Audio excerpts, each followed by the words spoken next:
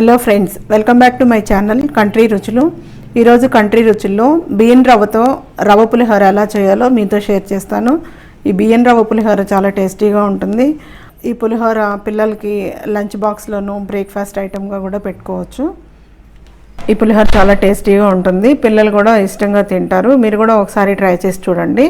మీకు ఎలా వచ్చిందో నా కమెంట్ బాక్స్లో మెన్షన్ చేయండి. బియ్యం రవ్వ పులిహోర ప్రిపేర్ చేసుకోవడానికి కావాల్సిన ఇంగ్రీడియంట్స్: 1 కప్పు బియ్యపు రవ్వ, 1 కప్పు బియ్యపు రవ్వకి అదే కప్పుతోటి 2 కప్పులు వాటర్ తీసుకోవాలి. ఉప్పు రుచికి తగినంత, పసుపు 1/4 టేబుల్ స్పూన్, నిమ్మకాయలు పులుపు చూసుకొని మీకు కావాల్సినంత పిండుకోవచ్చు, పచ్చిమిరపకాయలు 4, కొంచెం అల్లం తరుగు, కరివేపాకు కొంచెం, పోపు దినుసులు, వేరుశనగ గుళ్ళు 2 టేబుల్ స్పూన్స్ తీసుకోవాలి, పచ్చిశనగపప్పు 1 టేబుల్ స్పూన్, మినపప్పు 1 టేబుల్ స్పూన్, ఎండుమిరపకాయలు 2, ఆవాలు 1 టేబుల్ స్పూన్, నూనె 4 టేబుల్ స్పూన్స్, ఇంగువ 1/2 టేబుల్ స్పూన్. సబ్స్క్రైబ్ చేయడంతో పాటు బెల్ ఐకాన్ కూడా ప్రెస్ చేస్తే మా వీడియోలు ఫస్ట్ మీరే చూడొచ్చు. ఈ బియ్యం రవ్వ పులిహోర రైస్ కుక్కర్లో చేస్తున్నాము. కప్పు బియ్యం రవ్వకి 2 కప్పులు వాటర్ పోసుకోవాలి. ఈ వాటర్లోనే చిటికెడు పసుపు కూడా యాడ్ చేసుకోవాలి. ఎందుకంటే ఈ పసుపు యాడ్ చేసి మనం బియ్యం రవ్వ దీంట్లో వేసుకుంటే బియ్యం రవ్వ అంతా పడుతుంది ఈవెన్గా. బియ్యం రవ్వ పులిహోర పొడి పొడిగా రావాలంటే నీళ్ళల్లోనే 1/2 టీ స్పూన్ ఆయిల్ కూడా యాడ్ చేసుకోవాలి. ఈ బియ్యం రవ్వ పులిహోర రైస్ కుక్కర్లో చేస్తున్నాము.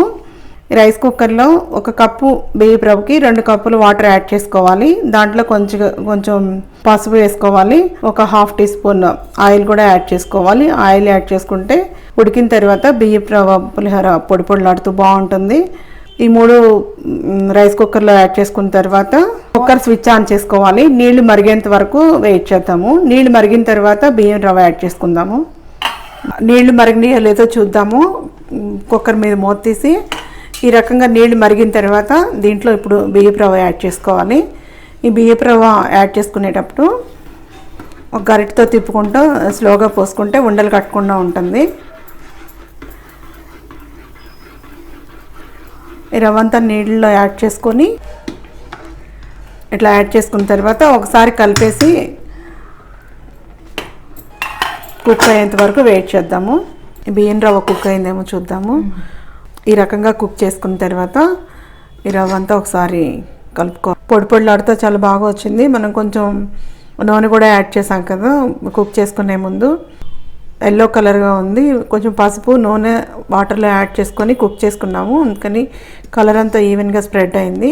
ఇప్పుడు తాలింపు వేసుకోవాలి. నిమ్మరసం మన పులుపు చూసుకొని ఎంత అవసరం అవుతుందో అంత నిమ్మరసం యాడ్ చేసుకోవాలి. బియ్యపు రవ్వ పులిహోర కోసం పోపు రెడీ చేసుకుందాము. స్టవ్ వెలిగించి బాండి వేడెక్కిన తర్వాత 4 టేబుల్ స్పూన్స్ ఆయిల్ యాడ్ చేసుకోవాలి. ఆయిల్ కూడా వేడెక్కేంత వరకు వెయిట్ చేద్దాము. నూనె వేడెక్కింది. ఇప్పుడు తాలింపు దినుసులు యాడ్ చేసుకోవాలి. ఎండుమిరపకాయలు, వాటితో పాటు వేరుశనగ గుళ్ళు, ఆవాలు, శనగపప్పు, మినపప్పు యాడ్ చేసుకోవాలి.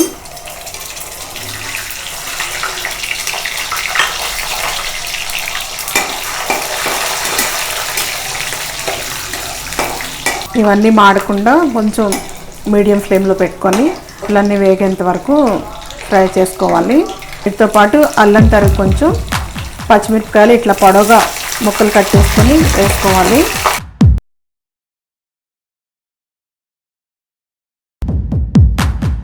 కరివేపాకు, కొంచెం ఇంగువ,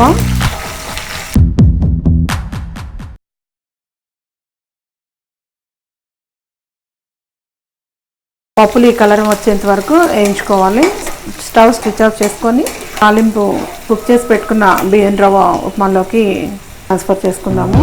ఇలా కుక్ చేసుకున్నాం కదా, ఈ బియ్యం రవ్వ వేరే గిన్నెలో ట్రాన్స్ఫర్ చేసుకుందాము. మనం కుక్ చేసి పెట్టుకున్న బియ్యం రవ్వలోకి పోపు యాడ్ చేసుకోవాలి.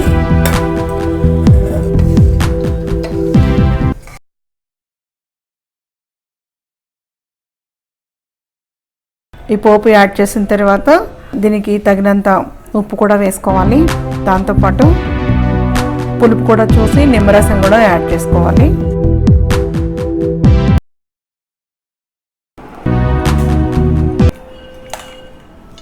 పోపు దినుసులు, నిమ్మరసం, ఉప్పు యాడ్ చేసుకున్న తర్వాత ఇదంతా మిక్స్ చేసుకోవాలి.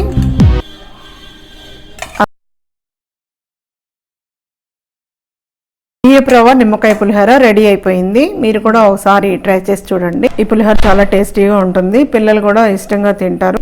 మీకు ఎలా వచ్చిందో నా కమెంట్ బాక్స్లో మెన్షన్ చేయండి. Thanks for watching.